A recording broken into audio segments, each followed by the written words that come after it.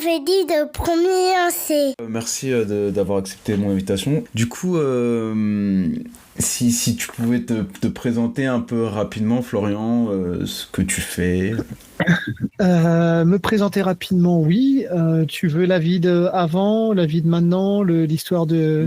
On va commencer déjà, on va dire ta vie de maintenant, et après on va remonter un peu d'où tu viens, comment t'es arrivé là. Ok. Alors, ma vie de maintenant, Florian Gigot. Je suis donc l'unique actionnaire de Fantasy Games, qui est une entreprise d'édition de jeux de société basée en France.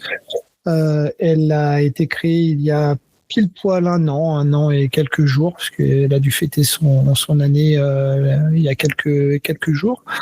Et voilà, j'ai essayé de faire des jeux qui me correspondent, qui me ressemblent, donc essentiellement sur un jeu de expert, dit expert, si tant est que on veuille définir cela, mais voilà, on comprend à peu près ce que ça veut dire. En tout cas, des jeux exigeants.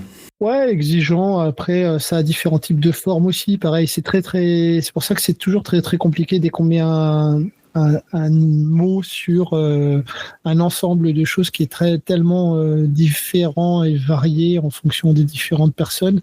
Chacun il va y avoir sa petite définition. Il va dire oui, mais ça non, et ça c'est quoi? Ça dépend des règles, etc. Donc voilà, je ne veux pas rentrer dans le sujet mais on a compris ce que ça voulait dire. En tout cas, exigeant et expert, complexe, profond. Et tout ça, ça va dans la gamme de jeux que j'apprécie et donc que j'édite. Et du coup, c'est une belle aventure parce que je fais ça à la fois par conviction, par passion, par envie. Mais en même temps, j'ai la certitude que c'est une nécessité à la fois de se faire ça en France parce qu'on est un marché extrêmement intéressant et prolifique, aussi bien en termes d'auteurs qu'en termes de marché potentiel. Et que je voulais pas que ceci disparaisse de la France. Ça me semblait assez important aussi, vu la pléthore de jeux que j'estime non nécessaires et mauvais, d'avoir une forme d'alternative, ne serait-ce que parce que moi-même je suis joueur et ça me semblait nécessaire. Donc, essayer de mettre en accord mes convictions avec les faits. Après, c'est sûr que, on va dire, le jeu expert, c'est un peu plus compliqué en France, on va dire, économiquement, parce que, bon, déjà, c'est cher, c'est plus cher, on va dire, à l'achat. C'est aussi, on va dire, il y a moins de personnes parce que pour arriver au jeu expert, il faut déjà avoir une volonté et être un peu joueur. Mais d'un autre pan, pour moi en tout cas, il y a quand même de la place en France parce qu'on est quand même, comme tu disais, un gros bassin de joueurs, en tout cas en Europe, même dans le monde, j'ai l'impression. Et surtout, il n'y a pas beaucoup d'éditeurs français qui font du jeu expert. Comme on parlait tout à l'heure, il y a Super Meeple, mais j'en ai pas 10 000 qui en font, quoi. Ouais, tu m'attaques direct sur 1000 sujets. Je vais rebondir dans ce qui me vient en même temps. La France est très dynamique, même en termes d'édition. En fait, si on les cite, tu regardes, Super Meeple, certes, c'est celui qui vient peut-être le premier en tête, mais il y a quelques années qui était très très en vogue, c'est Pixie qui continue à faire énormément de jeux experts aussi en termes de localisation. Pas que ça, mais aussi ça. Donc Atalia en fait quelques-uns aussi, donc Fantasy Games aussi. Mais en vrai, tu regardes, Lucky Duck fait du jeu expert, pas que, mais même si c'est avec de la figue ou avec des règles complexes et exigeantes, il y en a aussi. Donc en fait, le jeu expert, on a l'impression, en fait, à mon sens, c'est un discours un peu alarmiste, comme on aime bien en faire souvent en France. Oh là là, tout va disparaître, oh là là, tout va mal. En vrai, ça ne va absolument pas mal. Le marché, oui, il est compliqué, mais il est compliqué pour les boutiques. Donc, si on prend le prisme des boutiques, attention, tu es en train de m'embarquer dans différents sujets qui va te faire une interview de 14 heures. Mais le marché du jeu de société aujourd'hui, il est complexe en France, oui, parce qu'on le voit de différents prismes. Prisme boutique, boutique physique, oui, sans aucun doute, c'est très très compliqué parce qu'elles-mêmes ont abandonné ce segment du jeu de société, mais parce qu'elles l'ont choisi. Non pas parce que c'est une compétition avec les sites web qui vendent moins cher, c'est faux, parce qu'au final, le prix est le même, mais la prestation n'est plus la même. Donc, c'est plus compliqué en boutique d'exister aujourd'hui pour le jeu expert. pour plein de raisons. Et ça s'entend aussi que les boutiques, ils ont besoin de faire des chiffres d'affaires, etc. Mais les éditeurs aussi ont besoin de pouvoir passer par des distributeurs. Ces distributeurs écoutent qui? Leur boutique. Donc, si un distributeur commande moins à un éditeur, c'est-à-dire à moi, parce qu'ils n'arrivent plus à écouler leur stock en boutique, forcément, on entend « Ah, le jeu expert, c'est difficile ». Mais je ne le crois pas, et pour les raisons que tu évoquais, effectivement, les joueurs sont toujours là, que le pool de joueurs en France est énorme, la demande est énorme, la vivacité, tu vois des podcasts comme le tien, ou comme des reviewers YouTube ou Twitch ou ce que tu veux. La plupart des joueurs suivent ça, sont des joueurs aguerris. Est-ce qu'ils sont toujours experts? Sûrement pas, mais en tout cas, ils connaissent parfaitement le marché du jeu et ils savent très bien suivre le jeu. Et le jeu expert est souvent très très mis en avant par rapport à d'autres petits jeux qui, eux, vont cartonner dans différentes boutiques ou dans les supermarchés, etc. Mais le jeu de société aujourd'hui se porte quand même relativement bien, même si on peut pas nier qu'il y a forcément une crise. Mais encore une fois, ça dépend de où on part. Si on part par rapport à juste la période Covid où c'était une explosion ou post-Covid, on va regarder un peu les chiffres dans le détail. Ça va pas si mal que ça, même si le monde va de moins en moins bien et que le jeu de société forcément suit cette tendance-là.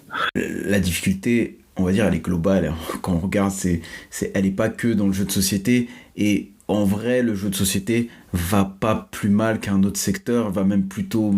on va dire, j'ai l'impression bien. C'est sûr que quand on regarde par rapport à la période Covid où c'était un peu l'Eldorado, aujourd'hui, on revient presque à la normale, en fait. C'est ça. Et encore une fois, faut regarder une évolution. Si on regarde sur une très très courte période, effectivement, on peut s'en plaindre. Et surtout quand on entend qu'il y a pas mal d'éditeurs qui souffrent et voire qui ferment.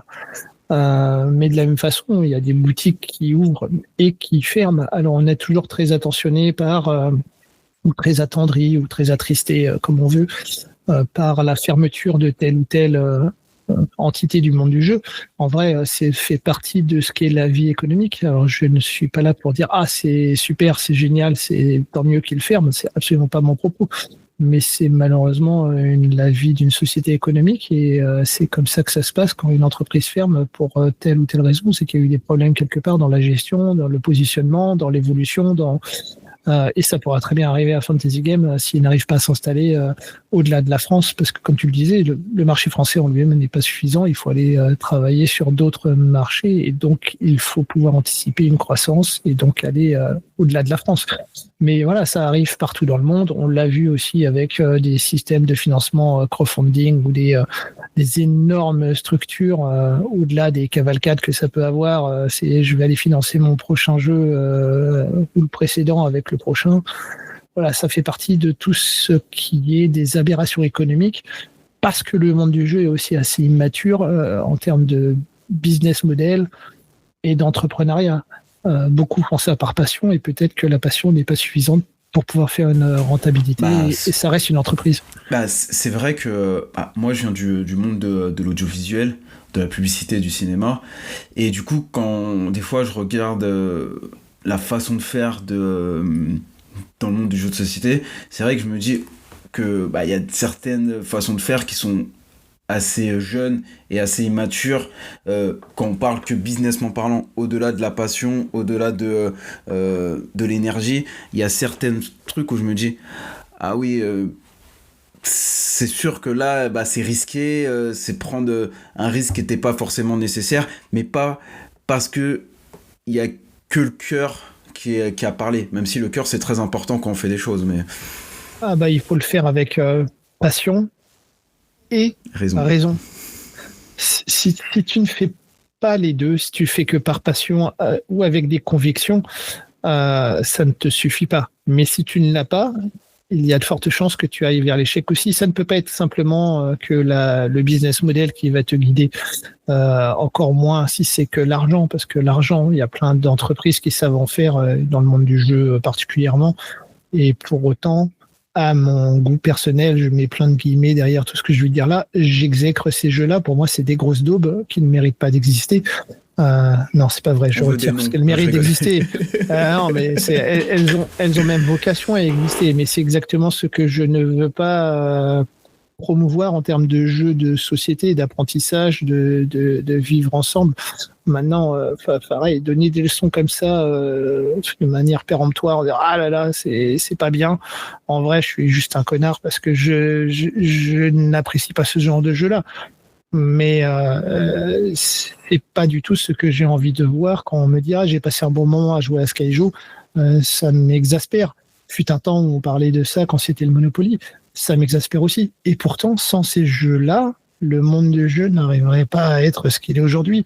Donc c'est une nécessité de cohabitation, même si de mon goût personnel, ça m'exaspère de voir des joueurs qui me disent que ce jeu-là est super parce que c'est un manque de connaissances vu l'offre et la pléthore de jeux excellents qui peuvent permettre différents types d'expériences. Mais effectivement, il y a une immaturité du monde du jeu, il y a une immaturité des joueurs, mais c'est un apprentissage. Le problème, j'ai l'impression qu'il y a une forme de régression, voire au mieux une stagnation et sans doute une régression, parce qu'autant un Monopoly, bon, ok, c'est partout, c'est là depuis tellement longtemps que je parle même plus de est-ce que c'est bien ou est-ce que c'est pas bien. C'est un apprentissage de la vie. Quand t'es gamin, t'as forcément ton Monopoly. Mais par la suite, quand tu commences à rentrer un peu dans le monde du jeu et que tu découvres un petit peu plus en profondeur, j'aimerais bien qu'il y ait quelque chose d'autre en termes de référence. Ne serait-ce que de prendre en termes de référence les colons de Catane ou les aventuriers du rail, ça me va déjà beaucoup mieux comme porte d'entrée dans le jeu. Je trouve ça déjà un peu plus profond et à même de pouvoir ouvrir vers plein d'autres choses. Avec une proposition... Mais après, c'est vrai ce que tu dis, parce que moi, ça m'arrive du coup de ramener des jeux dans ma famille. Et quand je ramène des jeux, des fois ça passe et souvent on me dit ouais pourquoi tu ramènes tout le temps des jeux intelligents entre guillemets, parce que je ramène je ramène pas je vais pas ramener des experts, parce que pour ramener des experts faut avoir on va dire des joueurs qui ont la volonté d'eux, mais je suis pas d'accord. Je suis pas d'accord. Je t'arrête là-dessus, mais alors pour le coup, je ne fais que des jeux experts, donc je vais prêcher pour ma chapelle. Je te laisse finir ton histoire après, mais pardon, je t'interromps là-dessus. Je peux pas laisser passer. En fait, c'est faux. Les joueurs experts, ça n'existe pas. Il y a que des joueurs qui ont une envie de découvrir quelque chose. Et comment est-ce que tu vas faire découvrir quelque chose? C'est pas tant la complexité, c'est la manière, c'est de la pédagogie. Comment je t'amène à aimer quelque chose? C'est pas la durée, c'est pas la complexité, c'est pas des engrenages. En vrai, un jeu complexe, c'est je te donne un, tu reçois deux, ou je vais aller à tel endroit avant toi et donc je vais prendre ta place. Et donc ça va générer des mécaniques qui vont induire quelque chose, une réflexion. Et l'utilisation de son cerveau, je pense que tout le monde est à même de le faire. Il n'y a pas des gens qui sont plus ou moins bêtes. Quand tu le vois en festival, les gens ils s'assoient autour d'une table. Oh là là, ça va être un peu trop dur pour moi. Mais attendez, madame, monsieur, vous inquiétez pas, on va vous accompagner. Et tu vois des enfants très très jeunes. C'est pas une question d'intelligence, c'est une question d'arriver à faire en sorte que les gens soient accompagnés pour qu'ils se rendent compte qu'en fin de compte, ils sont pas débiles, ils sont loin d'être cons et ils ont le droit d'utiliser le cerveau pour pouvoir réfléchir et en fin de compte prendre plaisir à réfléchir sans s'en apercevoir. Oui, mais il faut qu'ils aient la volonté quand même. C'est ça. En fait, c'est ça que moi je pense même pas, parce que tu vois, c'est même pas une question de volonté. La volonté, ça veut dire quoi? Ça veut dire que je vais accepter de me faire mal au cerveau, mais en fait tu réfléchis tout le temps, quels que soient les éléments de la société, parce que la société est dure, parce que tu as des galères, parce qu'il faut payer les taxes à la fin du mois. Tout le temps tu utilises ton cerveau pour trouver des solutions. En fait, un jeu de société, c'est tout ça. Mais en fait, je pense que c'est faussement élitiste. Et le jeu de société, surtout expert, il faut surtout pas que ce soit élitiste. Il faut surtout pas que ce soit fait pour les gens qui réfléchissent, le jeu est compliqué. C'est faux, en fait, c'est la manière dont on rend le jeu expert, justement expert. Ne serait-ce que ce terme-là est déjà faux, parce qu'en fait, il n'est pas expert, il est juste nécessite plus d'imbrication, plus d'implication, mais une fois qu'on a le bon accompagnement, c'est encore une fois, c'est de la pédagogie et de l'accompagnement, et après, on va se rendre compte qu'on va prendre beaucoup plus de plaisir. Et c'est pour ça que je prône le jeu dit expert, dont je n'apprécie pas le terme, mais qu'il le définit, parce qu'il permet justement de vivre une expérience sociale, humaine, qui soit beaucoup plus impactante que tous les jeux Voilà, je veux pas m'acharner sur tel ou tel jeu, mais qui ne propose pas quelque chose qui va te raconter une histoire et dont tu vas pouvoir débriefer. Ah, si j'avais fait ça, et je vais pouvoir refaire une partie en faisant différemment. Et j'ai compris que, et justement parce que tu as utilisé ton cerveau et tu t'aperçois qu'en fin de compte, tu adores utiliser ton cerveau. Et c'est ce que je reproche aux jeux aujourd'hui modernes, actuels, où en fait on empêche le joueur de réfléchir et de poser une stratégie parce que le chaos, parce que des différentes mécaniques de jeu viennent remplacer la réflexion et qu'on essaie de rendre le joueur intelligent alors qu'en fait il n'a rien fait d'intelligent, il a juste subi le jeu sans s'en rendre compte. Et à la fin, il va dire ah c'était génial. Le fait d'avoir plein de récompenses, tout de suite de récompenser. Alors ton cerveau apprécie ça. Hein, humainement, cognitivement, on adore avoir plein de récompenses, donc gagner plein de bonus. Mais c'est pareil, c'est faussement excitant parce qu'en fait, on les reçoit quasiment automatiquement sans avoir produit une action intelligente, en tout cas de réflexion qui nous amène à quelque chose qui dit ah je vais pouvoir avoir ce bonus là parce que j'ai déclenché toute une série de conséquences, enfin plutôt de causes qui vont avoir des conséquences. Et ça, je trouve que c'est à la portée de tout un chacun et que ça permet à la fin d'avoir un vrai plaisir, une vraie émotion que peu de jeux arrivent à procurer dans la gamme de jeux que j'ai décrivé juste avant. Et encore une fois, ça c'est pas pour les opposer, c'est très nécessaire qu'il y ait ce type de jeu-là. Mais c'est pas ce que j'aimerais pouvoir proposer et je veux surtout pas que le jeu dit expert soit élitiste et qu'on dit ah là là c'est compliqué donc je ne peux pas jouer. Non, surtout pas. Viens, découvre, apprends et tu verras que utiliser ton cerveau ça fait pas mal et que tu peux avoir des très très beaux moments de joie, de bonheur et d'exaltation avec cette gamme de jeux là. Et c'est pas une question de je connais déjà le jeu de société ou pas. Nombre de fois où en fin de compte j'arrive à faire jouer des joueurs qui n'ont jamais joué au jeu de société avant. Et c'est pas une question de parcours de jeu, hein. C'est vraiment je rentre dans le jeu, peu importe la porte d'entrée. Elle peut être avec du jeu expert, comme avec du jeu familial, avec du jeu, je sais pas, du blanc manger coco, pourquoi pas si tu veux, mais il n'y a pas de porte d'entrée de prédilection. Maintenant, il est plus facile de rentrer, c'est sûr, avec un Catan ou avec un aventurier du rail qu'avec un Kikai qui vient de sortir. Merci pour la petite promo, voilà. Mais voilà, ça fait partie de ce genre d'aberration que j'apprécie pas en mode ah c'est compliqué, il faut déjà un parcours de jeu pour rentrer dans le jeu expert. Oui, globalement c'est comme ça que ça se passe, mais non, ce n'est pas vrai qu'il faut forcément commencer par du petit jeu avant d'aller vers du jeu expert. On peut très bien rentrer dans le jeu expert tout de suite et découvrir ça très rapidement. Oui, c'est sûr que le jeu expert, c'est vrai que moi aussi, on va dire c'est le type de jeu que je préfère, surtout dans le expert, la partie vraiment Eurogame, on va dire j'adore ça. Mais j'ai mis du temps à venir, ça, on va dire ça fait plus de 10 ans que je joue vraiment beaucoup. Et au début, j'avais, entre guillemets, la flemme de lire les règles, la flemme de m'impliquer. Et un jour, j'ai dit, bon, on m'a proposé, je me rappelle plus exactement quel jeu, on m'a proposé ça. J'ai dit, ah, c'est cool. Et à partir de là, et puis maintenant, on va dire, quand tu lis la règle, quand tu rentres dans le jeu, en vrai, c'est fluide et c'est pas si compliqué. Et même quand t'expliques à d'autres personnes, en vrai, bon, il y a certains jeux où tu vas devoir trouver des bonnes solutions, des bons trucs, parce que le jeu va te résister. Mais dans l'ensemble, même si t'es mauvais, entre guillemets, tu vas quand même t'amuser et tu vas quand même passer une bonne partie. Tu vas pas gagner, exactement, certes, mais c'est pas forcément grave. C'est ça. Et je pense que tu touches le point le plus essentiel, en fait, dans ce qui permet de catégoriser ces jeux. On va continuer à utiliser le terme expert parce que je n'ai pas d'autre définition et c'est celui que tout le monde comprend, mais la première porte d'entrée et la première barrière, c'est la règle. Et c'est ce qui permet de faire la différence entre un jeu où tu as 2 points de règle et tu rentres immédiatement dans le jeu, mais en finalité, qu'est-ce que tu vas ressortir du jeu ? Pas grand-chose, mais tu as passé un bon moment, donc tant mieux, versus le fameux jeu expert, où là, tu vas avoir 10, 20, 30, voire plus pages de règles. Et ne serait-ce que ça, qui lit la règle ? Qui fait la transmission de la règle ? Et ça, c'est presque l'étape la plus dure, parce que le jeu en lui-même n'est pas forcément compliqué.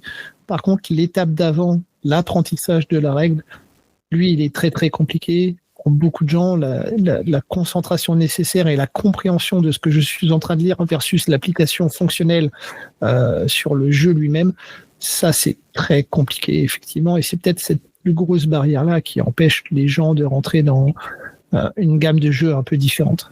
Et là, je te rejoins, c'est peut-être ça qui est la peur de la règle. Ouais. Mais après, quand tu fais le pas, tout va bien. Du coup, on va revenir peut-être un peu en arrière. Du coup, qu'est-ce que tu faisais avant Fantasy Game? Je sais que du coup, t'avais créé aussi Silex. Et avant Silex, qu'est-ce que tu faisais avant d'arriver dans le jeu de société? Alors, on va faire petit à petit. Donc, Silex avait 10 ans. Donc 8 ans, donc 2 associés, trois associés, mais 2 vraiment actifs, et voilà, une histoire de Silex prend fin pour créer Fantasy Game. Donc ça faisait déjà 10 ans que je tournais autour du jeu de société en tant qu'éditeur, et auparavant j'étais directeur de informatique dans des structures inshore offshore, c'est-à-dire que je développais et déployais des systèmes informatiques ou des unités de production informatique à l'étranger, donc en Roumanie ou au Maroc, couplés avec des équipes en France, essentiellement pour des banques, des assurances, enfin des très grosses entreprises du CAC 40. Tout ça, j'ai dû faire ça pendant 25 ans, 20 ans, au moins 20 ans, si ce n'est 25, ce qui est très long à l'échelle de la fatigue que ça représente par rapport au monde qu'on côtoie et les gens qu'on côtoie, qui étaient au final à 100 000 lieues de ce qu'était ma passion du jeu de société. Et pour l'histoire, c'est qu'au bout d'un moment, en fait, à s'user dans ce type d'absence, parce que ça demandait beaucoup de temps à l'étranger, de partir en Roumanie ou au Maroc. J'étais très très souvent absent, et un jour je suis rentré, j'ai eu une bonne nouvelle puisque ma compagne était enceinte et j'ai eu un petit bonhomme, un petit Elliot, qui a fait que du jour au lendemain j'ai changé de vie, en me disant que pour avoir un enfant il fallait être présent, il fallait l'élever, il fallait avoir du temps. Donc ça nécessitait une adaptation de mon planning et de mes choix. Donc j'ai choisi de faire quelque chose par passion. Donc c'est là où créer Silex a pris du sens. Faire en sorte d'être présent, puisque je travaillais à domicile, non plus en déplacement, non plus dans des entreprises, non plus avec des gens qui ne s'intéressaient qu'à l'argent et au profit et à la manière dont ils pouvaient encore en faire plus. Et faire en sorte de mettre un peu de bonheur autour d'une table, en me disant que l'éducation et la pédagogie de mon fils passeraient par le type de jeu que j'apprécierais. Donc, changement radical de vie, changement de vie pour être présent auprès de mon fils, mais changement de vie aussi en termes de rémunération, de salaire, etc. Donc, oui, un contexte total de vie, j'imagine. Ouais. Mais voilà, c'est un peu le parcours d'une vie bon, après des études très très classiques, pas très performantes, mais poussives. Pour arriver dans de l'informatique parce que c'était en vogue, l'explosion d'Internet fait qu'on trouvait facilement du travail si on avait un peu de compétences, et puis voilà, une évolution très rapide dans les entreprises informatiques en France, et puis le fait de pouvoir partir à l'étranger a facilité les choses puisque très peu de personnes étaient en capacité de faire ça et de monter des structures inshore offshore. Donc tout ça m'a servi en tant qu'entrepreneur pour pouvoir constituer ces structures à l'étranger. Il fallait savoir composer, s'adapter et évoluer assez rapidement. Ça a été mis au profit dans mon aventure éditoriale. Ouais, c'est ça ce que j'allais dire. Est-ce que du coup ton passé, on va dire, t'a aidé, on va dire, dans ton présent? Oui, parce qu'on parlait tout à l'heure de la logique business. Elle est extrêmement importante. Tu ne peux pas construire un modèle d'édition. Le jeu de société, ça coûte très cher, ça coûte un investissement qui est important. Alors, par rapport à d'autres entreprises, c'est pas grand-chose, mais vu qu'il n'y a pas beaucoup d'employés, il faut aussi arriver à se trouver une manière de rémunérer soi-même déjà, de faire en sorte qu'il y ait une pérennisation. Donc, il faut qu'il y ait un business model, et on gagne pas forcément non plus beaucoup d'argent. Donc, à l'échelle de ce que ça représente, l'investissement est très, très important avant qu'il soit rentable. Donc, ça nécessite aussi de monter quelques business plans, de savoir trouver aussi des usines, savoir trouver des distributeurs, savoir trouver des des contacts à l'étranger pour pouvoir faire en sorte que ça soit pas que francophone, comme on évoquait tout à l'heure. La francophonie, c'est très bien, mais c'est pas suffisant. Donc tout ça a été mis à profit, puis c'est tout bête, hein, mais ne serait-ce que de construire un site internet, de pouvoir mettre en place des boutiques ou de faire en sorte d'avoir des systèmes de développement qui permettent de pouvoir faire des tests automatiques sur certains types de jeux, tout ça a été mis à profit par mes expériences passées. Donc en termes de business, c'était utile, en termes de technologie, c'était utile, et puis en termes de simplement de compréhension de ce qu'est le monde économique et de ce qu'est une entreprise et la gestion d'une entreprise, comment créer une entreprise, comment la structurer, on a besoin de quoi, on a besoin de qui, on a besoin de combien. Ne serait-ce que ça, c'est des éléments qui sont primordiaux pour pouvoir pérenniser une entreprise. Donc ouais, ça a été extrêmement utile. Ok.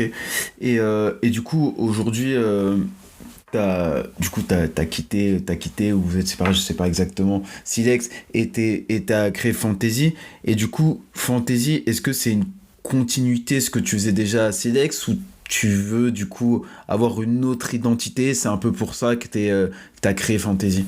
Je pense que ça a forcément une autre identité, puisque avant c'était plusieurs personnes et là c'est moi tout seul. Donc quand c'est plusieurs personnes, il faut composer avec les plusieurs personnes. Donc c'est jamais vraiment soi. Fantasy, c'est que moi. C'est ce que je veux, c'est ce que je porte. Donc l'identité, elle est forcément mienne. Et la raison pour laquelle je la porte ainsi, c'est parce que c'est justement par ainsi que se déployait mon ancienne entreprise. Donc il y a un réalignement. Donc c'est forcément une expérience qui a été prise. Il faut pas le nier. Hein, c'est quelque chose. Il y a une forme de continuité parce qu'on est toujours dans l'apprentissage. Mais c'est une vraie rupture totale avec à la fois un modèle économique, un modèle de positionnement, un choix éditorial. Voilà, tous ces éléments-là qui sont maintenant que miens et qui sont que mes choix et qui ne sont que portés par ce que je veux faire et comment je veux le faire et avec qui je veux le faire. Et ça, c'est primordial, ne serait-ce que pour être serein, intellectuellement en accord avec soi-même et ne plus avoir à attendre les choses. Je suis un éternel impatient. Et parfois, le temps joue contre soi et il faut pouvoir aussi avancer et prendre des choix de vie et de décision. Donc, des séparations permettent souvent de rebondir et de mieux rebondir plutôt que de souffrir perpétuellement dans une situation qui ne mène nulle part. C'est sûr. Mais du coup, tu disais que tu étais un éternel impatient et ça me fait rire parce que ça fait 1 an que tu es là et quand on regarde ton line-up, on dit OK. Ouais. T'as quand même beaucoup dur 1 an, quoi. Ouais, après, en fait, c'est tout bête, hein, mais comme je disais, une société a besoin d'exister. Et pour exister, il faut qu'elle fasse de la vente de quelque chose, de produit. Si tu vends rien, tu vas vivre sur une trésorerie qui va s'épuiser très rapidement. Une société, ça coûte cher tous les jours. Si tu rentres pas d'argent, tu vas pas vivre très longtemps. Donc, en 1 an, effectivement, il s'est passé beaucoup de choses. Beaucoup de choses sont développées, beaucoup de choses sont sorties. Plusieurs modèles économiques en plus. Donc, c'est l'occasion justement parce que tu n'es plus limité par il faut pas parce que c'est pas fini. Le problème de l'impatience, c'est que parfois on fait des erreurs aussi en cours de route, mais je fais partie de ces gens qui pensent que les erreurs ne sont pas graves tant qu'on est capable à la fois de les reconnaître et de s'améliorer. Encore une fois, on évoquait tout à l'heure la maturité du monde du jeu.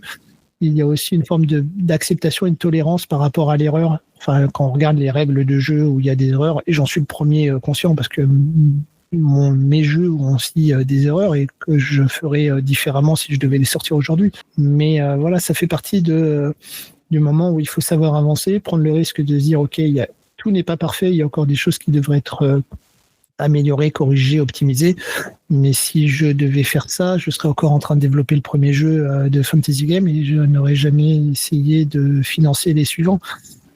Parce qu'il y avait trop de focus sur un seul jeu. Donc il faut savoir sortir des jeux, savoir prendre des risques sur des jeux. Donc dans le catalogue de Fantasy Game, il y a quand même quelques jolis hits qui sont sortis avec au moins si ce n'est une reconnaissance financière et une reconnaissance à la fois éditoriale et d'appréciation des joueurs experts. Enfin, Elboro a été le premier à sortir avec des auteurs, surtout sur un jeu qui était déjà existant auparavant, qui s'appelait La Granja. Donc il y avait déjà un modèle qui était établi, que le jeu était de qualité. Et Elboro est une V2 de tout ça avec des variantes de jeux différents. Et ça a eu un accueil public extrêmement impactant pour la suite. Donc, ça a permis de développer d'autres business avec Lynx, avec un modèle en vente directe auprès des boutiques. Voilà, ça a permis de développer Kikai dans un temps incroyable. Enfin, Kikai, il a fallu sortir le jeu en moins d'un an. C'est-à-dire que le jeu, en fait, si on regarde la rétrospective, j'ai investi énormément pour pouvoir aller rapidement pour aller voir l'échéance de Essen. C'est-à-dire que dans le planning, si on fait un rétro-planning, le jeu était fini en mai et j'ai commencé à développer en janvier. Et je ne sais pas si on se rend compte de ce que ça nécessite en termes de temps, mais entre janvier et mai, je pense qu'il y a eu, je sais pas, 100, 120 parties avec des gens en ligne, que je remercie d'ailleurs dans les règles. Il y a toutes les personnes qui m'ont aidé à développer le jeu et à faire des tests et à avancer sur les... Mais c'est des soirées, c'est des nuits complètes pour pouvoir justement faire en sorte que le jeu se rentre dans un timing et tout ça dans un an de temps. Mais en fait, c'est pas un an de temps. C'est 4 mois, plus le temps de la production, plus le temps de la vente. En fait, on dit un an, mais dans le un an, il y a toute la partie qui est incompressible, on va dire, qui est la fabrication, qui est, on va dire, tu envoies une version d'un print, tu reçois une version pour vérifier tous tes éléments, est-ce que ça te va, après tu demandes, tu lances en fabrication, on va dire il y a plein d'étapes, le graphisme et tout, il y a plein d'étapes, et en plus toi la façon dont tu travailles, parce que tu fais quand même la plupart du temps de la localisation, mais j'ai l'impression que c'est une localisation différente, parce que quand tu regardes Kikai, ou même il y a un autre jeu là que tu vas sortir, j'ai plus le nom. Smoky Valley, Yinzi. Voilà. Yinzi, et ben en fait, tu prends le jeu, ok, il est existant, mais tu le remets à ta sauce, et sans changer le corps du jeu, mais tu retravailles l'iconographie, tu refais du développement sur le jeu, tu prends pas juste le jeu pour le mettre en France. Tu as raison, et c'est pour ça que le terme localisation n'est pas adapté, parce que ce n'est plus de la localisation. La localisation, on va récupérer le jeu et la licence d'un jeu, on va traduire la règle, on va y mettre son logo dessus et on va trouver la manière de le distribuer dans le pays dans lequel on a les droits. C'est ça, la localisation. Moi, je ne fais pas de la localisation dans ce sens-là, je fais du redéveloppement ou du co-développement pour faire en sorte qu'il y ait un jeu qui sorte, qui soit pas le jeu tel qu'il était auparavant. Elboro est une localisation. Yinzi n'est pas une localisation. Stephens n'est pas une localisation.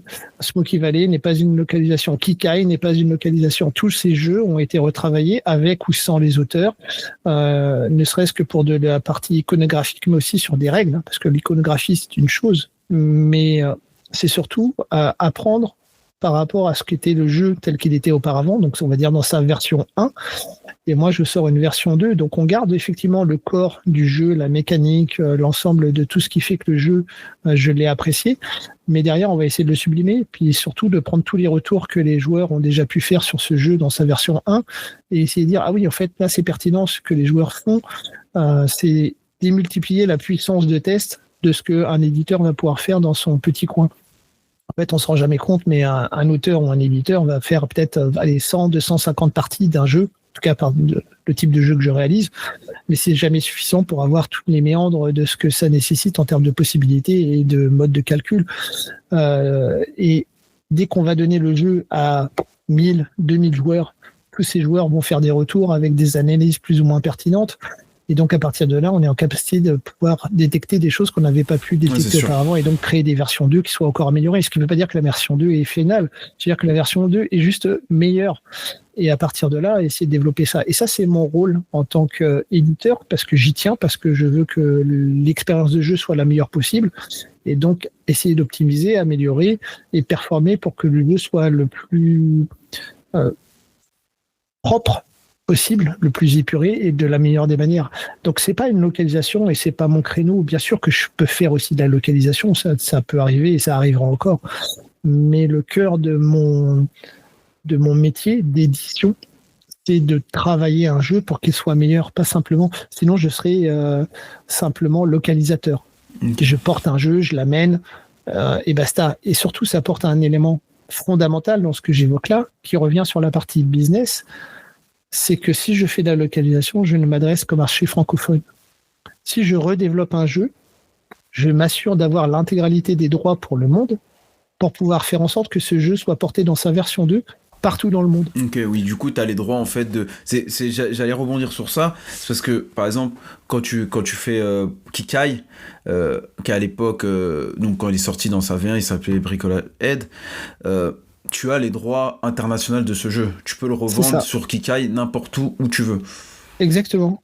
Et donc, l'idée, c'est non seulement ça, mais d'arriver à faire en sorte d'installer un jeu. Et pour te dire, enfin, c'est pas une vraie révélation, parce que j'ai un peu communiqué dessus, mais Kikai, pour moi, ce sera une déclinaison d'une IP, c'est-à-dire enfin, une propriété intellectuelle dans laquelle je pense que le concept du jeu et la mécanique du jeu est tellement puissant que ça peut permettre des déclinaisons. Donc là, je suis déjà en train de travailler sur un standalone pour faire en sorte que l'univers Kikai, la conception de ce qu'est Kikai puisse encore évoluer vers autre chose. Et ça ne peut être possible que si j'ai les droits pour pouvoir le diffuser partout dans le monde. Sinon, donc l'exemple... Pardon ? Sinon, il tapait pas d'intérêt à faire ça si t'avais pas le droit. Quoi. Ça coûte trop cher en termes de temps, en termes d'énergie, en termes de fatigue, en termes de tout. Encore une fois, enfin... Je ne sais pas si les gens se rendent compte, je suis tout seul pour gérer cette entreprise et je m'entoure de prestataires pour pouvoir faire la partie dont je ne suis pas compétent, l'illustration par exemple, entre autres, et plein d'autres choses. Mais ça fait partie d'un temps nécessaire de développement, de conception, etc., de pouvoir travailler avec les auteurs, des échanges.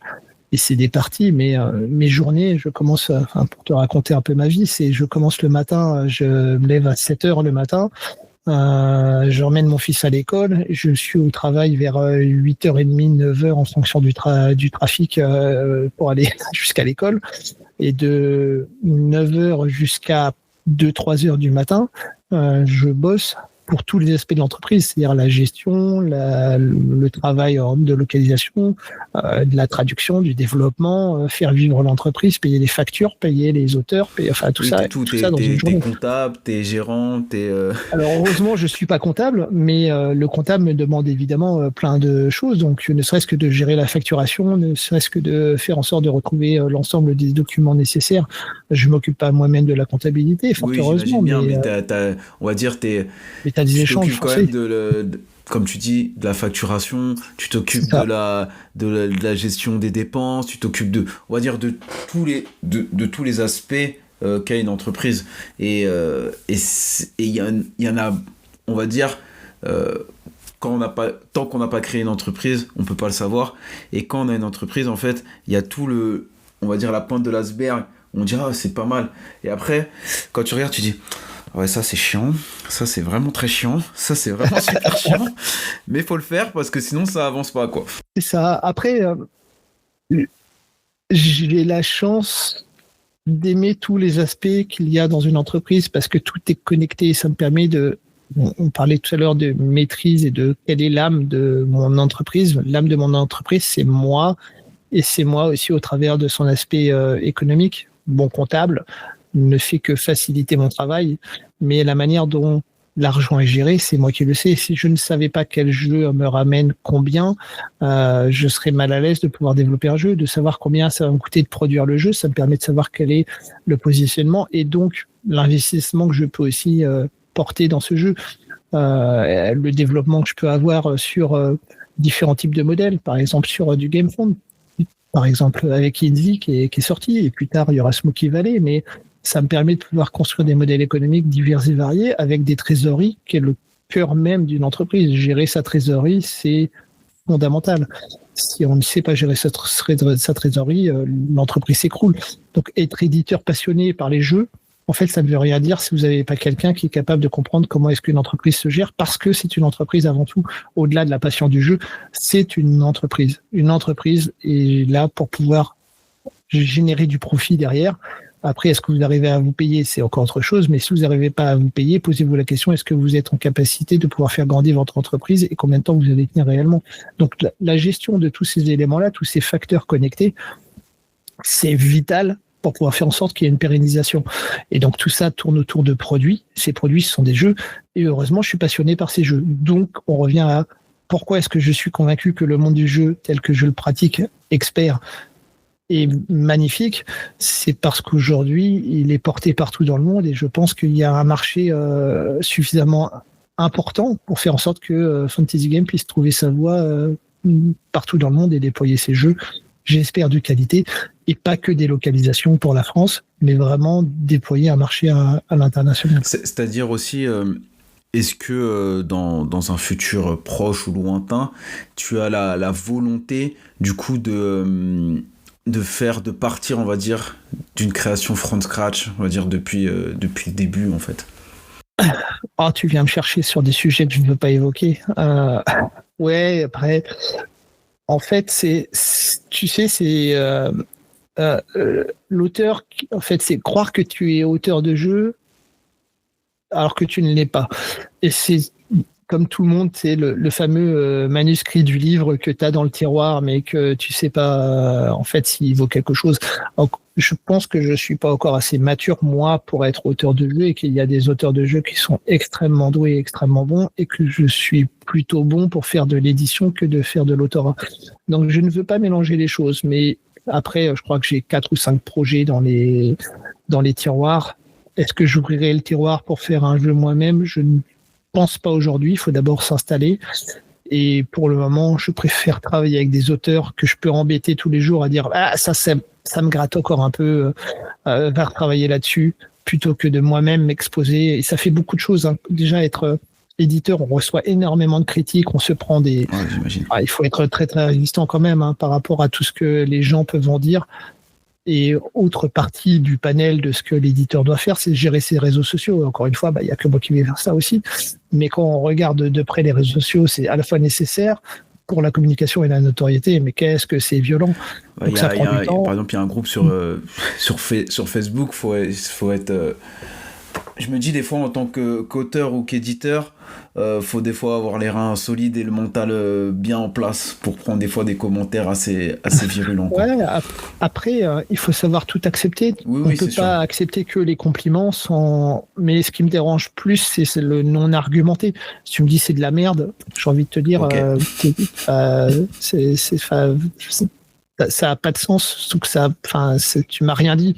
Après, que tu me développes un argumentaire pour m'expliquer pourquoi le jeu ne t'a pas plu ou pourquoi il est problématique parce que la mécanique est cassée ou parce que tu as trouvé une faille dans le développement, surtout sur ce type de jeu-là, hein, qui sont à la fois très exigeants, mais une fois qu'on a cette exigence, les joueurs vont avoir cette exigence aussi d'avoir au retour quelque chose qui vient les challenger.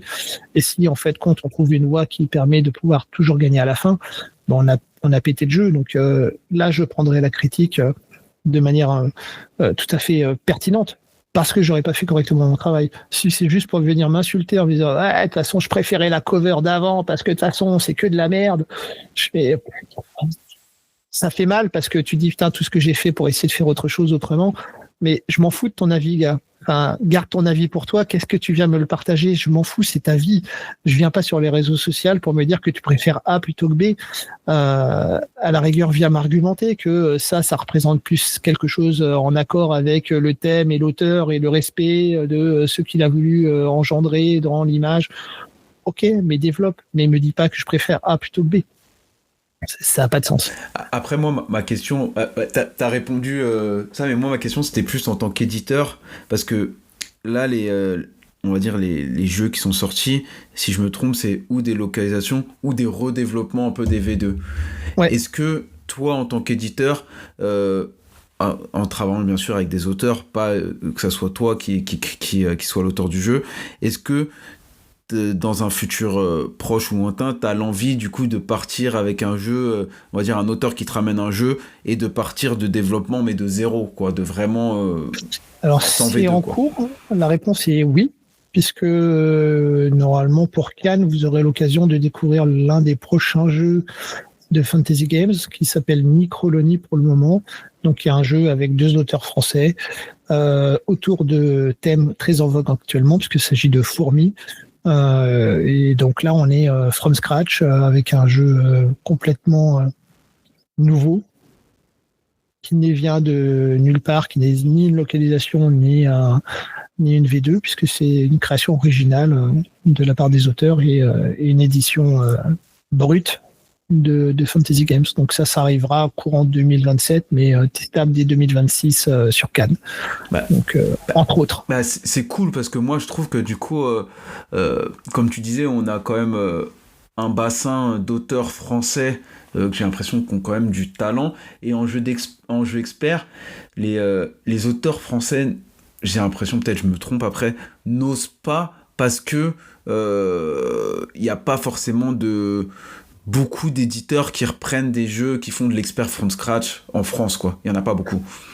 Alors, il n'y en a pas beaucoup, mais il y en a. Oui, il y en a. Après, on va reprendre l'exemple, hein, mais Super Meeple fait Thésaurus. C'est un jeu français développé par une entreprise française. Atalia a sorti un truc, j'ai oublié le nom, mais un truc archéologie ou comme ça. Voilà, exact. Royal Society of Archaeology. Pareil, jeu avec un auteur français développé en France. Voilà des éditeurs qui font encore confiance aux jeux experts. Maintenant, effectivement, il n'y en a pas beaucoup. Peut-être que j'ai cité, là je vois pas d'autres éditeurs qui feraient ça. Ouais, je pense qu'on a fait le tour. Hein. Sinon, c'est de la localisation, effectivement. Mais il faut comprendre une chose, c'est que pourquoi il y en a peu. Parce qu'il faut aussi avoir un jeu de qualité avec des auteurs qui ont vraiment bossé le truc, et faire un jeu de cartes avec 4 couleurs et faire des suites et des plis, c'est quand même plus facile que de faire un jeu complexe avec des règles qui nécessitent des imbrications et donc des tests et donc du temps. C'est beaucoup plus compliqué que l'auteur arrive à faire en sorte que son jeu soit suffisamment abouti pour arriver à convaincre un éditeur aujourd'hui, vu le coût de temps et d'argent que ça nécessite. C'est un engagement qui doit être très très fort et une conviction absolue de l'éditeur pour se dire ok, je peux y aller. Et encore une fois, à la hauteur de ce que les boîtes que j'ai citées, moi je suis la plus petite des trois qu'on peut imaginer, Super Meeple, Atalia ou moi-même, je suis le petit poussé de tout ça. Hein. Et ça nécessite un coût et un engagement financier, temporel, qui est inimaginable à hauteur de ce qu'est l'entreprise. Donc évidemment, c'est un risque. Donc ça veut dire que les auteurs, pour placer un jeu, c'est d'autant plus compliqué. Au-delà du talent des auteurs français. Oui, c'est sûr. Et puis, développer, comme tu disais, on va dire, un jeu de cartes ou un truc simple, même en temps et en énergie, c'est beaucoup moins de temps que développer un jeu expert. C'est tout de suite énormément de temps, que ça soit dans la recherche d'imbrication des mécaniques, dans l'équilibre, même si pour moi... un jeu totalement équilibré, c'est pas forcément bien, mais de trouver l'équilibre où on a l'impression que c'est pas toujours la même stratégie qui gagne, qu'il y a plusieurs possibilités de gagner, en même temps, souvent dans les jeux experts, quand tu modifies un truc, ça part rebond, ça peut casser un autre truc, et du coup, c'est plus de temps de développement. Exactement, mais c'est vraiment plus... T'as mis le point sur ce qu'il fallait, hein. C'est vraiment... C'est pas dénigrer les autres jeux et d'autres jeux, jeux de cartes faciles et accessibles, nécessitent de toutes les manières un temps incompressible d'édition et de développement, quoi qu'il arrive. Mais l'imbrication si je modifie un élément dans un jeu expert, la conséquence, elle est très profonde sur plein d'aspects. Donc, le nombre de tests que ça nécessite, et puis encore une fois, une partie de 10 minutes d'un jeu versus une partie de 3 heures sur un jeu, on va faire beaucoup plus de parties d'un petit jeu en 10 minutes que d'un gros jeu pour aller jusqu'au bout, pour voir si la mécanique est toujours viable avec tous les éléments qui ont été changés lorsque le jeu dure 3 heures. Donc pareil, c'est en termes de ne serait-ce que de tests, ça démultiplie le temps et malheureusement, je crois que le temps, c'est de l'argent. Effectivement. Bon, merci en tout cas pour ça. On va parler un peu du coup de ton line-up, de tes jeux là qui sont sortis ou qui vont sortir. Déjà, y a on va parler du dernier. Il y a Kikai qui est sorti, je crois. Vendredi dernier. Vendredi dernier. Ils sont longs, hein. J'ai pas reçu moi encore Philibert là. Ils sont un peu longs. Ouais, c'est parce qu'on a eu quelques jours c'était férié, peut-être lundi, mardi, entre les ponts, etc. Donc, mais ça va pas tarder. Je crois qu'il y a pas mal de gens qui sont en train de le recevoir en ce moment.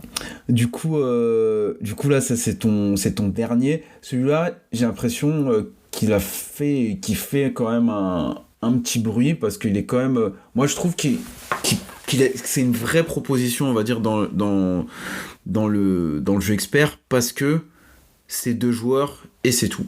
Et un risque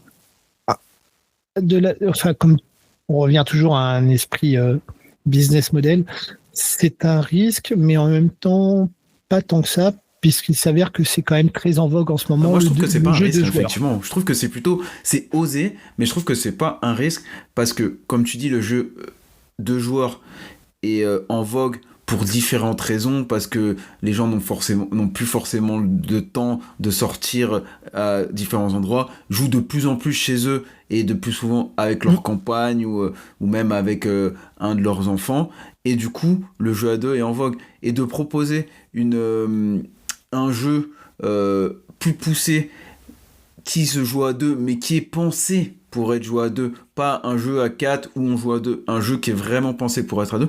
Je trouve que businessment parlant, il a sa place et c'est pas, pour moi, c'est pas un risque. Alors, ça reste un risque parce qu'il faut arriver à le vendre. Il y a une problématique qui est toute bête. Hein. Je vais comparer à des jeux qui n'ont plus. Donc, je peux les critiquer très, très facilement parce qu'ils ont déjà largement montré qu'ils étaient installés sur le marché, Ark Nova ou Terraforming Mars. C'est des 2 à 4, voire des 1 à 4. Quand en fait, on regarde ce qu'ils proposent, si on demande à les joueurs de jouer à 4, ils vont dire ben non, ça va durer trop longtemps et ça, c'est ingérable en fait. Il y a trop de temps entre le premier qui joue et le retour de jeu. J'avoue, donc on va jouer à 2. C'est waouh. Voilà. Donc en fait, personne n'a réellement envie de jouer, même si ça peut se produire. Mais le jeu est fait pour être 2 à 4. Or, en fait, la plupart des joueurs vont jouer à 2 parce que c'est un jeu de confrontation. Sauf que dans le prix du jeu versus la proposition du nombre de joueurs, ça change tout. Donc le positionnement du jeu, il est aussi très important. Dire que c'est un jeu à 2, ça aussi, ça le catégorise par rapport à son prix de vente. Alors que si c'est un 2 à 4, je ne sais pas pourquoi, mais les gens sont prêts à mettre un peu plus d'argent parce qu'ils disent ah bah si je joue à 4, je peux mettre un peu plus d'argent. Alors qu'en fait, un Ark Nova, c'est pas débile, mais c'est vraiment une tannée de jouer à 4 joueurs, de la même façon pour jouer à un Terraforming Mars à 4. Mais le jeu, on est prêt à y mettre un peu plus d'argent. Donc pourquoi je parle de risque quand on dit que c'est un 2 exclusif, c'est que le prix du jeu va peut-être freiner les gens pour se dire ah ouais, mais je ne pourrai jamais que y jouer à 2. Et donc, on enlève une possibilité. Là, on a dans tous les autres types de jeux induit l'idée que de toute façon, on pourra jouer de 2 à 4. Donc, ça offre plus de choix. Et si on retire du choix à des gens, bah, ils aiment pas. T'as le choix entre A et B. Bah, là, t'as plus que le choix entre A. Ah ouais, mais d'accord, donc je paye moins cher. Et donc, le risque, il est dans installer un jeu qui te dit tu ne vas pouvoir jouer que à 2. Et par contre, le prix, il reste le prix d'un jeu expert. Et encore, 45 € pour Kikai, franchement, c'est pas cher payé. C'est ce que j'allais dire. Ça crée quelque chose chez les gens et le risque, il était là. Je ne sais pas si les gens sont prêts à payer 45 € pour un jeu exclusivement à 2. Bon, il s'avère que ça a l'air d'être plutôt oui, mais il n'empêche que le risque, il était là-dessus. Ça n'était pas encore testé ou à ma connaissance, il n'y avait pas de jeu de cette catégorie-là à 2 exclusivement pour ce type de prix-là. Bah, l'implantation, j'ai l'impression qu'elle est quand même plutôt très bonne là pour Kikai. Oui, mais ce n'est que l'implantation. Oui. Donc la vie d'un jeu, ça peut arriver très très vite de retourner le nombre de jeux qui ont eu une très bonne implantation et qui ont fait un gros plouf derrière. Comme je te disais juste précédemment, c'est que j'aimerais pouvoir installer une IP dessus et donc faire en sorte que je puisse installer dans le temps. Oui, effectivement. Mais comme tout éditeur, quand tu fais un jeu, tu y crois et tu crois qu'il va pouvoir réussir au-delà de simplement la semaine de sa sortie et que ça va buzzer puis disparaître et remplacé par un autre qui va subir la même chose, etc. Après, c'est ce qui est dur dans notre époque, que ça soit dans le jeu, mais dans tout en vrai, c'est qu'on est dans une génération, on va dire, je vais vulgariser les choses, TikTok, c'est-à-dire de scrollers. Et ouais. C'est très rapide et c'est très rare d'avoir un jeu ou d'avoir même quelque chose qui vienne et qui reste très longtemps sur le temps. Très longtemps sur le temps, ça veut strictement rien dire. Qui reste qui reste très longtemps et de plus en plus les jeux restent 3 mois et déjà 3 mois c'est quand ils sont restés longtemps. Ouais, mais alors oui, il y a plusieurs choses. Tu as raison sur le côté TikTok et c'est affligeant. Et c'est pour ça que je veux que les gens puissent vivre une expérience autour de la table, qu'ils posent leur téléphone, qu'ils arrêtent de regarder leur téléphone pendant qu'ils jouent et qu'ils restent un petit peu concentrés. En fait, ce qu'on perd aujourd'hui dans notre société de consommation TikTok, c'est le temps d'attention. Je crois qu'on est tombé à 4 ou 6 secondes. En fait, c'est même plus des enfants, c'est 3 secondes, ouais, peut-être. Je sais même pas. Moi, je sais, par exemple, je suis monteur dans la pub. Et de plus en plus, les marques ils disent ouais non, tu vas mettre mon logo et mon produit dans les 3 premières secondes parce que sinon je vais passer à la trappe. Perdu. Et c'est exactement ce pourquoi j'essaye de faire des jeux autrement pour créer quelque chose d'autre. Enfin, t'as pas besoin de ton téléphone pour pouvoir vivre quelque chose. Si tu te fais chier, va te faire chier ailleurs, quoi. Enfin, fais autre chose. Prends juste ton téléphone, mais ne joue pas.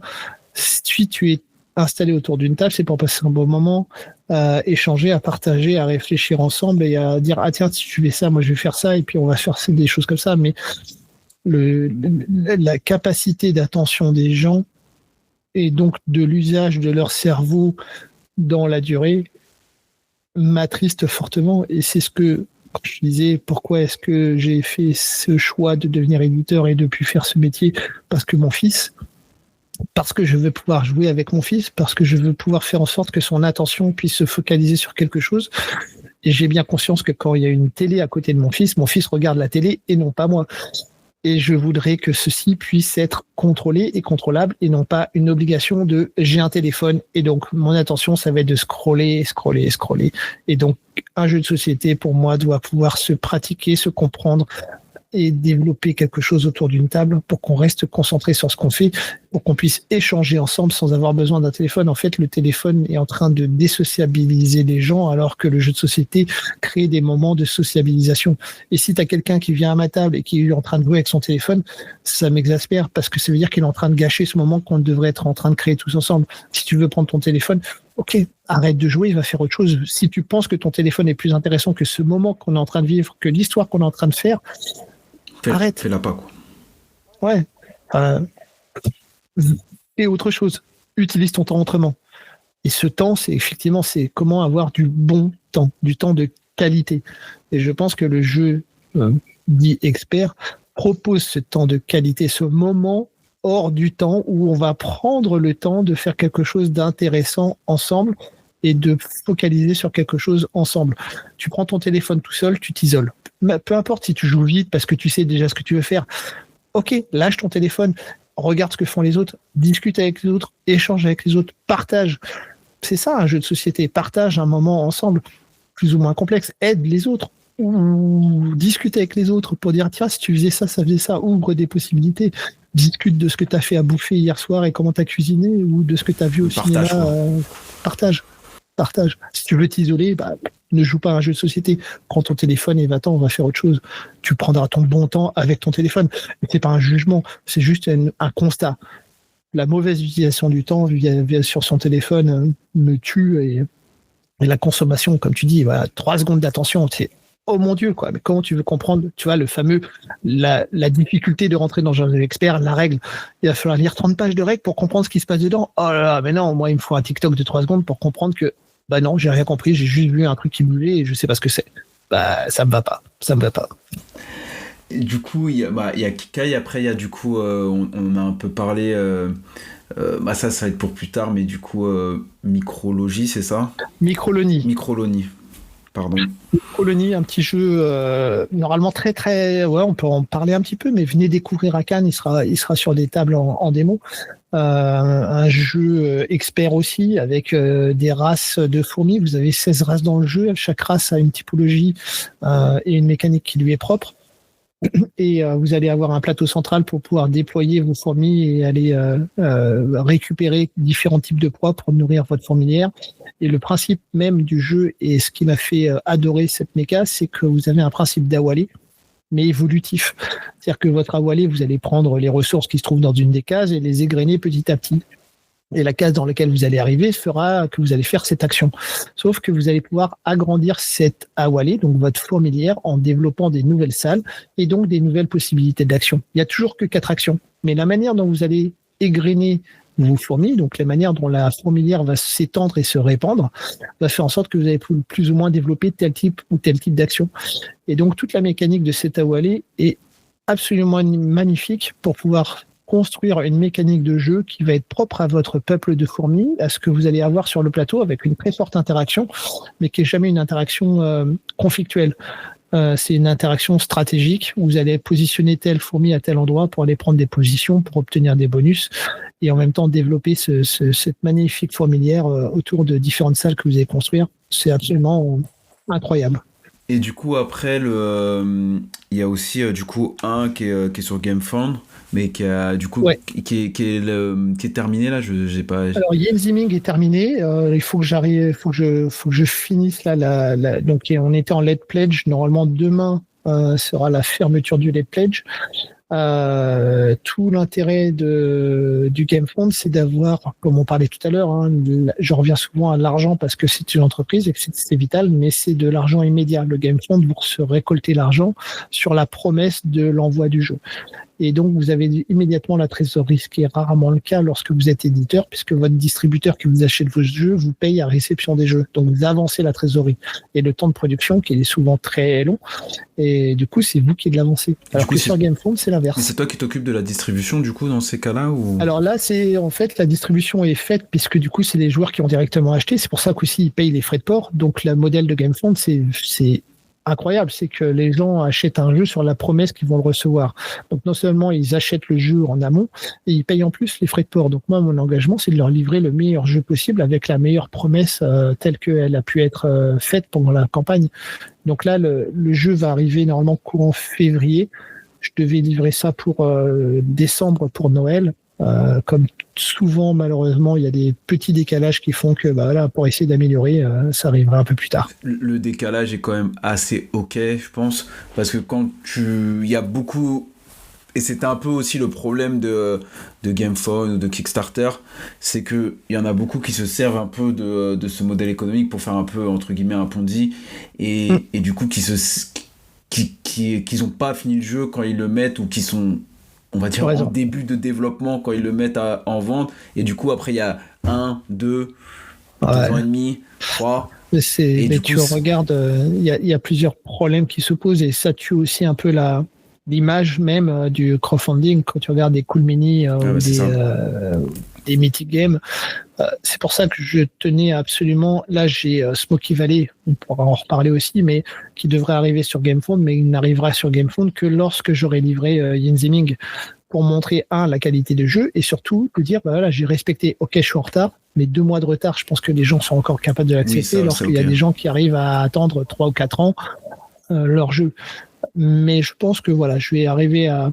L'important, c'est de montrer que il y a une forme de respectabilité de l'entreprise. Fantasy Game fait des bons jeux, fait des beaux matériels, livre ses jeux à peu près dans les délais, et à partir de là, pouvoir commencer une nouvelle aventure avec un nouveau jeu, et ainsi de suite. Mais à chaque fois, je tiens à ce que justement les jeux soient livrés, que le premier jeu soit livré avant de commencer le second, pour faire en sorte que les gens soient vraiment dans cette attitude de confiance, à la fois du respect et de la qualité, et surtout comme tu évoques, ne surtout pas rentrer dans une idée de je finance le précédent avec le suivant. Et comment tu fais le choix, on va dire, de dire ok, celui-là ça va être retail, celui-là ça va être crowdfunding? En fait, ça dépend d'une chose à qui tu t'adresses en termes de public. Tu sais, il y a un truc qui est pas trop mal foutu sur BGG, c'est le poids du jeu. Le poids du jeu détermine aussi sa complexité, ou cette capacité à absorber des règles profondes et complexes. Et je pense que certains jeux sont beaucoup trop complexes pour pouvoir aller toucher des boutiques. On reparlait tout à l'heure de le jeu expert, la boutique, tout ça. À quoi ça sert que j'aille vendre mon jeu à Asmodée, donc mon distributeur, qui lui-même ne sera pas à même de pouvoir expliquer à les boutiques que c'est ce qu'il leur faut. Je pense qu'il y a une rupture entre la boutique qui n'est plus en capacité de pouvoir accompagner le joueur expert, de le conseiller en lui disant ceci est un bon jeu, je suis capable de t'expliquer pourquoi c'est un bon jeu et de t'expliquer la mécanique, pour une question de temps aussi. Et donc on est en train de perdre la boutique spécialisée, elle devient juste une boutique de vente, alors que sur les plateformes participatives, le public est extrêmement connaisseur, voire parfois un peu abruti par le nombre de jeux qu'il y a, sans avoir forcément la qualité derrière en termes de gameplay.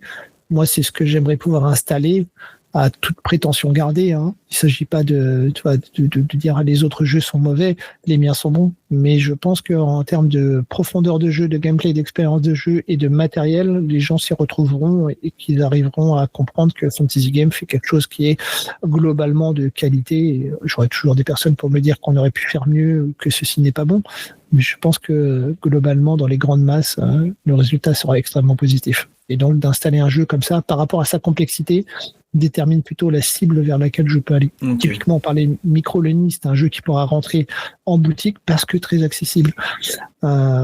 Kikai, très accessible. 4 actions, tu comprends très vite. Ça peut aller en boutique. Ça aurait été beaucoup plus compliqué sur du GameFound, qui nécessite en plus une forme de deluxification parce que tu veux acheter par rapport à son matériel et non pas par rapport à son gameplay. Et je suis pas forcément sûr de pouvoir enrichir un jeu ad vitam aeternam avec du matériel inutile pour dire regardez j'ai rajouté pour pouvoir augmenter artificiellement le prix d'un jeu sur du participatif. Ouais, j'avais vu en plus en parlant de Kika et de Satisfaction, tu avais fait des sortes de cubes en bois là à SN. Ouais, bah, c'est purement marketing qui est absolument indispensable parce que absolument pas essentiel. Mais ouais, ça rajoute un petit quelque chose. Podcast. Ouais. Mais c'est évident que c'est de la promotion. C'était une exclusivité Essen. Pourquoi ? Parce que je reste cohérent avec mon idée de développer à l'international. Et s'il y a un endroit où il faut être à l'international, c'est Essen. Et donc l'idée, c'était d'arriver à faire une sorte de petit buzz pour dire, regardez, j'ai des cubes en bois qui coûtent 14 pieds et 5 bras pour pouvoir les acheter. Ça coûte quasiment le prix du jeu. Par contre, vous avez une expérience absolument incroyable en termes d'immersion dans le jeu, avec ces gros cubes en bois bien lourds. Qui permet de pouvoir construire ces fameuses structures. Donc, les 3 dimensions, donc vous avez une présence sur la table qui est assez incroyable. Mais c'est pareil, c'est un risque parce que ça coûte très cher à produire et sans savoir si effectivement ça allait pouvoir fonctionner en termes de vente à Essen et est-ce que ça allait être un élément marketing suffisamment impactant pour que les gens à l'international le remarquent et se disent « Ah, il y a ce jeu-là, ça m'intéresse ». Et du coup, là... Après, ça, c'est... Dans Kikai, t'as l'impression que ce que t'as fait là, ça t'a permis d'attraper, de hook quelques contacts pour développer après à l'international ? Mais tellement. Alors, on en reparlera dans un an. Du coup, t'as bien réussi ton coup. Ça a très bien marché. Ouais. Mais encore une fois, le très bien marché ne sera réel que lorsque tous les contrats pourront être signés et lorsqu'il y aura quelque chose qui sera matériellement réalisé. C'est toujours la problématique entre la parole et le fait réel. Et pour le moment, on est plutôt dans le constat que effectivement le hook a fonctionné. Maintenant, il faut ramener. Voilà. Ok. Bah, du coup, on va passer sur la deuxième partie du podcast. Je vais te poser des questions et tu devras du coup me donner un jeu qui te rappelle un peu... Un seul ou plusieurs, okay. selon ce que tu veux. Du coup, quel est ton premier lancé, qui est un peu la question phare du podcast, et du coup, quel est un peu le ou les jeux qui t'ont fait un peu arriver dans cette passion du jeu de société aujourd'hui ? En fait, j'avais 13 ans. Mon frère est parti sur Paris pour faire ses études en école supérieure. Et il n'était pas très loin de rue des Écoles où il y avait un Descartes qui était là. Et Descartes, c'était le temple du jeu de société à l'époque. Et un jour, il est revenu avec plusieurs jeux, dont un qui m'a marqué qui s'appelle Zargos. Zargos, un truc avec des peuples sur une carte. Chaque peuple a un pouvoir propre. Et je pense que ça a été la première claque parce que chaque peuple étant différent, tu pouvais jouer de manière complètement différente chaque partie. Et c'était assez drôle pour moi de découvrir le jeu comme ça. Donc Zargos, je pense qu'il a été un des tout premiers jeux auxquels j'ai vraiment beaucoup joué. Et le problème, c'est qu'à 2, c'est pas terrible. Donc quand mon frère repartait sur Paris, J'essayais de ramener tous mes potes à la maison pour leur dire ah venez on va jouer, et quand ils venaient jouer ils pensaient qu'on allait faire je sais pas ce qu'on fait à 13 ans quand on joue avec ses potes, et moi je les posais devant un jeu de société, je leur dis ah regardez c'est génial, on va jouer à Zargos, on va incarner des peuples, il y a des peuples araignées, il y a des peuples lézards, il y a des gens avec des ailes, et ça a été un moment assez incroyable de découverte. Et puis après on enchaîne assez rapidement, pareil mon frère tous les week-ends j'attendais qu'il revienne avec un nouveau jeu. Et on a joué c'était dans la lignée de. Donc c'est un peu quand même ton frère qui t'a mis dans ça, donc. Ouais, c'est sa faute. Il est parti à côté de. C'était la grande période Magic aussi, donc il ramenait. Je pense que mes parents ont plus financé les jeux Magic que les études de mon frère, bien qu'il ait très très réussi ses études. Je sais pas comment il faisait pour s'acheter tout ça, mais ouais, il y avait une collection de Magic, mais étrangement c'était. Magic me parlait pas tant que ça, alors que les jeux avec les grands plateaux, ouvrir la boîte, ou même il y avait à l'époque il y avait des jeux, il y avait des magazines Jeux et Stratégie ou Vae Victis. Alors, ils ramenaient tout le temps les magazines pour être au courant de tout. Il n'y avait pas encore Internet tel qu'il est aujourd'hui, et c'était la source d'information, et on découpait les jeux à l'intérieur. Je me souviens d'un jeu qui s'appelait Opération Barbarossa, qui était un wargame. Pareil, expérience incroyable. Ne serait-ce que ce jeu-là mériterait une histoire en lui-même, parce qu'on a fini à retourner la table avec mon frère en 1 versus 1. C'était un incroyable moment. Enfin, voilà, c'est le petit move qui fait que j'allais rouler sur mon frère, moi 13 ans, lui 17 ans. C'est la grande victoire. Il n'a pas accepté. Il retourne la table. Il m'a toujours soupçonné d'avoir triché. C'était un moment assez épique où les pièces se retrouvent dans le jardin, dans la pelouse. C'est les petites pièces en carton que t'as dépunché d'un truc tout dégueulasse. Un moment incroyable. Donc ouais, Zargos, Opération Barbarossa, à Dune, Silent Death avec des figurines en métal. Un truc incroyable. Ça se fait plus aujourd'hui, mais la figurine en elle-même pesait la moitié d'une main, et c'était à peindre par soi-même. C'était en anglais, je parlais pas anglais à l'époque. Très compliqué à comprendre, mais qu'est-ce qu'on fait, comment ça fonctionne, qu'est-ce qu'on doit. Bon, en fait, on jouait plus avec les figurines en métal, à les déplacer, que jouer au jeu réel, quoi. Ouais, c'est ça. Donc, ouais, non, Zargos, je pense que c'est le premier, avec peut-être, ouais, si, encore avant, peut-être Les Richesses du Monde. Ouais, le tout premier. Ouais. Je t'en ai donné trop par rapport à un.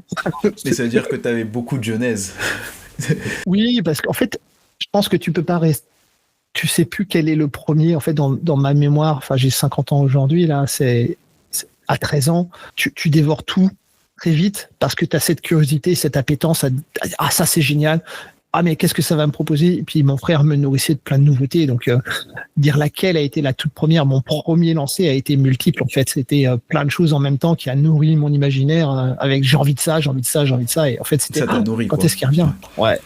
Et y a-t-il des jeux, du coup, qui ont marqué on va dire, des étapes importantes de ta vie en tant que joueur ou en tant qu'éditeur, en tant que personne? Je pense, comme chacun, la vie fait qu'au bout d'un moment, tu dois aller travailler. Et donc, les études m'ont pris pas mal de temps. Et puis, quand tu fais des études, moi, j'étais à la fac.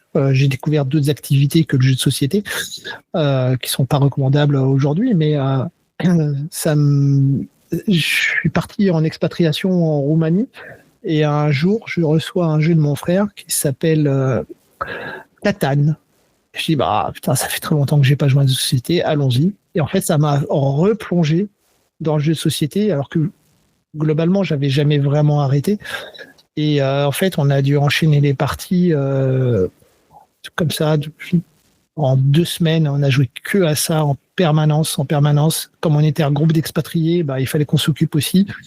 Et en fait, je pense que c'est Catan qui m'a replongé dans le jeu moderne. Je pense que Catan a réinventé un peu le jeu moderne. Ça a tué le game à l'époque. Encore aujourd'hui, ça fonctionne très très bien parce que c'est extrêmement performant dans sa proposition, quoi. Donc Catan m'a replongé dans le jeu de société. Et donc très vite, on découvre que Catan, c'est assez nul. C'est pas bon, c'est pas vrai. C'est très très bien, mais c'est très limité pour ce que ça peut permettre de proposer. Et pourtant, je dois avoir fait, je sais pas, 150, 200 parties de Catan physique. En fait, Catan, pour moi, il y a une partie qui est très bien et une partie, tu sens que c'est un peu old school. C'est des mécaniques un peu où tu dis, ah, faire ça aujourd'hui. Rien que, par exemple, tout bête, la partie négociation. Bah, en vrai, bah, tu vas pas du tout Oui. négocier avec moi parce que je vais rien te donner. Parce que c'est sûr, si je te donne, c'est en fait c'est toi qui vas gagner et moi je vais perdre. Donc non. Ouais, c'est c'est pour ça qu'en fait et si on regarde ce qui ça permet de vendre encore aujourd'hui, si on parle d'un aspect financier, c'est encore assez extraordinaire. La manne que peut permettre Catan, l'installation de l'IP, elle est extraordinaire. Mais je suis pas sûr que toi qui commences à pratiquer le jeu, tu as ce regard maintenant. Mais quand tu as quelqu'un qui vient découvrir Catan, Il prend l'expérience comme elle est, ouais. c'est Ouais. exactement ça. C'est extraordinaire ce que ça propose. Ah, je peux même négocier. Et en fait, oui, quand tu commences à pratiquer le jeu, c'est assez vieillot. Mais quand tu découvres, je pense pas que c'est justement ce côté très daté. C'est daté pour ceux qui savent ce qu'est le jeu, là, ce qui sort aujourd'hui par rapport à ce que la proposition est à l'heure actuelle. Oui, c'est vieillot. Mais quand tu découvres et que tu rentres dans le jeu de société, une porte d'entrée assez incroyable. Catan, ça fonctionne encore aujourd'hui et c'est pour ça que ça se vend encore aussi bien. Bah, c'est encore une des meilleures implantations dans les boutiques aujourd'hui, quoi. Ouais. Si je pouvais ne serait-ce qu'avoir un tiers de la moitié du quart okay, de ce quoi. que représente Catan, je suis OK. J'imagine. Et du coup, aujourd'hui, quel jeu tu sors le plus de ta ludothèque ou quel tu joues le plus? Alors, je vais faire de la promo parce qu'en ce moment, je suis en plein dans le développement de Smoky Valley. Donc, pour préparer le GameFound qui va arriver premier trimestre 2026. Donc, c'est Smoky Valley auquel je joue le plus.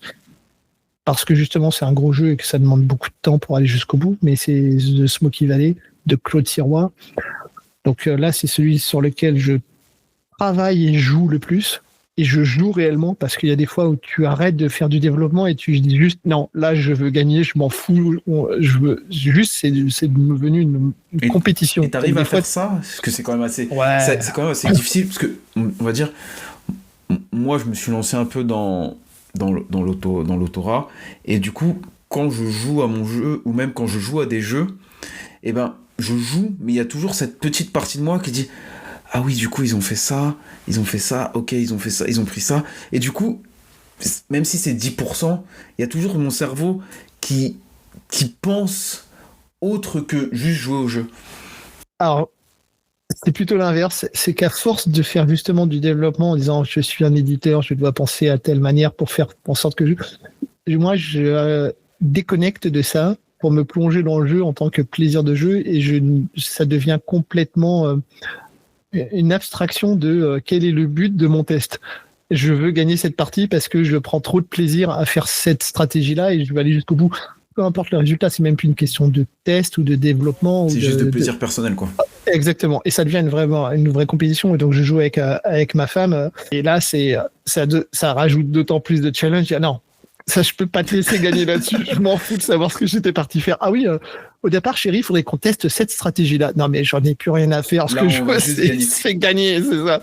Mais du coup, ta femme, elle t'aide aussi beaucoup dans Fantasy Game. Elle fait partie un peu de l'aventure. Ouais, elle subit. Alors non, parce qu'elle a un vrai travail à côté qui lui permet de pouvoir faire vivre à peu près tout le monde. Mais le soir, le week-end, on joue beaucoup et quand j'ai des tests à faire ou des développements particuliers, malheureusement, elle doit subir, mais elle subit avec plaisir parce que c'est vraiment elle adore jouer, mais elle a découvert ça il y a 2 ans et elle est devenue complètement addict à ce que je faisais réellement, quoi. Du donc coup ça fait pas très long parce que ça fait vu que ça fait c'est une histoire de vie parce que c'est quand je parle de mon fils il y a 8 ans, ce n'est pas le fils que j'ai eu avec ma femme. Donc du coup, c'est ce qui a été un déclencheur pour la création du jeu de société et des maisons d'édition.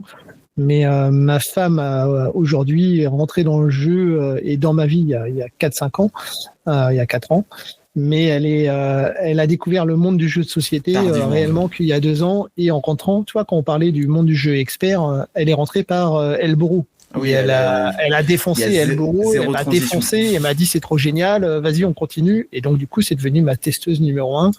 Et c'est pour ça qu'il n'y a pas de porte d'entrée d'un jeu. Il y a la manière dont on accompagne quelqu'un à rentrer dans un jeu. Elle ne connaissait absolument pas le monde du jeu Et aujourd'hui, elle navigue comme un poisson dans l'eau dans le monde du jeu de société et elle m'aide à tester, à découvrir.